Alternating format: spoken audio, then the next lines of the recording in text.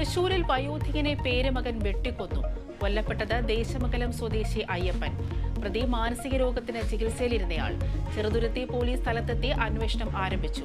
കൊല്ലം പടപ്പക്കരയിൽ വീട്ടമ്മ കൊല്ലപ്പെട്ട കേസിൽ മകനായി തിരച്ചിൽ.